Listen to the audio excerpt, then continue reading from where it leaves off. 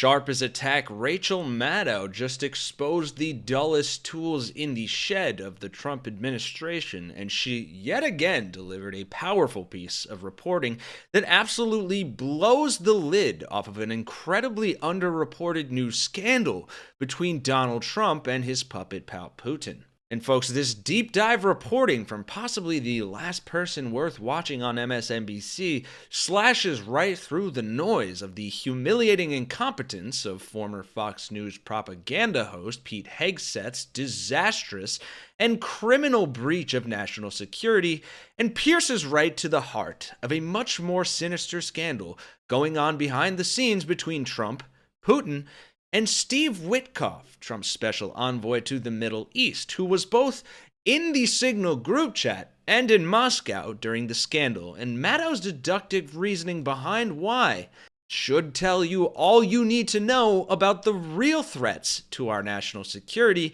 that others in the media aren't focusing on, while Hegseth and Tulsi Gabbard are getting all the attention. Take a listen. In the most secure briefing room in the Pentagon, a briefing on the nation's most classified operational war plans for a war against China. He had planned a highest level, highest security Pentagon briefing on those super secret plans for a pro-China U.S. businessman with billions of dollars in debt to China and huge business interest in that country, who also happens to be the top campaign donor to the president. That plan was apparently only busted up at the last moment when the New York Times reported on it, which I guess embarrassed them too much to go forward with it, but Pete Hegseth had been planning on doing it. That was Friday. This Signal group chat revelation was Monday, right? I mean, things are rapidly disintegrating here. Also, I mean, what do we do with the fact that mishandling classified information in this way is very clearly a crime? I mean, do we expect the FBI will be all over that? I mean, this stuff is criminal. It's not keeping nuclear secrets in the Mar-a-Lago bathroom level of crime, but it's a crime. I mean, Jeffrey Goldberg, the journalist who was apparently accidentally included on this Signal chain, this group text, says that among the things CIA Director John Ratcliffe personally volunteered to this Signal group chat, he put in writing to this group chat on this commercial app. Among the things he posted there was the name of an undercover serving CIA officer, an active intelligence officer who Goldberg says was serving undercover. Chris Coons, Democratic senator from Delaware, responded to these revelations by saying, quote, "Every single one of the government officials on this text chain have now committed a crime, even if accidentally, that would normally involve a jail sentence." Senator Ruben Gallego, a Marine veteran, responded this way, quote, "Amateur hour. These are the geniuses that are also selling out Ukraine and destroying our alliances all around the world. No wonder Putin is embarrassing them at the negotiation table." Now, actually, to that point, it would appear that one person who was a participant in the group chat on Signal, it would appear that one of them physically was in Moscow.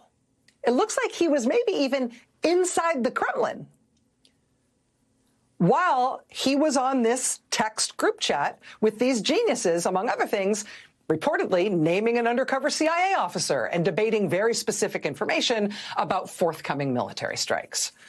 Quote, "During the group discussion on Signal," Goldberg reported, CIA Director John Ratcliffe named an active CIA intelligence officer in the chat at 5:24 p.m. Eastern Time. That was just after midnight in Russia. Trump diplomatic envoy Steve Witkoff's flight did not leave Moscow until around 2 a.m. local time. A former Putin advisor who is still close to Putin said in a Telegram post that, in fact, Witkoff and Putin were meeting at the Kremlin until 1:30 a.m. Steve, did you keep your phone with you while you were in Russia? Did you keep your phone with you while you were in the Kremlin? Was your phone turned on? What could possibly go wrong? We're supposed to not worry, though, right? Because these guys are so savvy. They are so tough. They are New York real estate tough. This was the same trip to Moscow in which Steve Witkoff, Donald Trump's real estate friend, came back to the United States and told a heartwarming tale of how Vladimir Putin had given him a painting. Oh, a painting of Donald Trump, which Putin had made for Trump personally. And Steve Witkoff hand-carried that painting from Russia back to the United States and brought it to the White House and gave it to Donald Trump. Did anybody check that painting? Anybody, give it a close going over? Steve Witkoff did an interview with the pro-Russia ex-Fox News host Tucker Carlson, in which he gushed about how much he, quote, likes Putin. He said, quote, I thought he was straight up with me. He said it was, quote, gracious of Putin to accept me, to see me in Moscow. He said, quote, I don't regard Putin as a bad guy. This is our negotiator. This is the quality of tough guy genius the United States is bringing to the table for these supposedly tough guy negotiations with the Russians to end the war in Ukraine, right? How's that going? Well, let's see. Let's just do a little math. So far, since Trump has been back in office, and since these negotiations have gotten underway, the tough guy negotiations, but being tough with Russia, get them to stop the war in Ukraine. So far, Trump has offered a few concessions. He's announced that the U.S. is no longer enforcing foreign agents law in this country. He's announced that the U.S. is shutting down all of our anti-foreign influence operations at the Justice Department and the FBI. He's announced that the U.S. is shutting down our so-called klepto capture efforts to enforce sanctions versus Russia and stop them from evading sanctions. Trump has talked about ending sanctions altogether against Russia. Trump has said he wants Russia to rejoin the G7. Last week, we learned that Trump has cut off the program that tracks the Ukrainian children that Russia kidnapped and took into Russian territory. Trump is effectively telling Russia, hey, congratulations, you can keep the kids.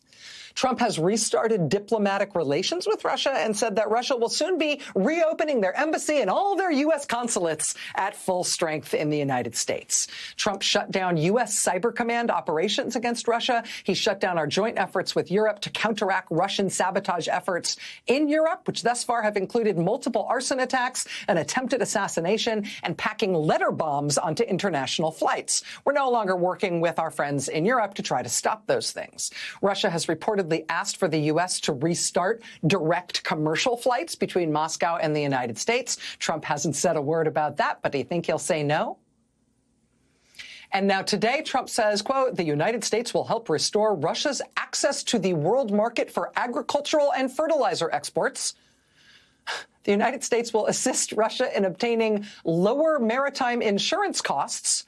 And the United States will assist Russia in enhancing their access to ports and payment systems for such transactions. So that's so far what Trump has given up to Russia. But hey, I mean, it's a negotiation, right? What did he get in exchange? Well, there's no ceasefire or end to the war in Ukraine. But yesterday, while those tough guy talks were underway in Saudi Arabia, Russia did happily shoot a bunch of missiles into Ukraine while the talks were actively underway. And Trump did get a painting.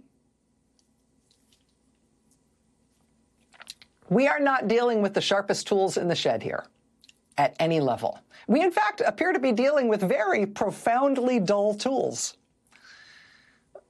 But it's our national security that they're destroying, not theirs. And the American people are wise to it, which means if this system still works, it should make all of this politically unsustainable. Another brilliant deep dive opening monologue from Rachel Maddow. And folks, I guess all there is to say is long live the Soviet Union of the United States of America.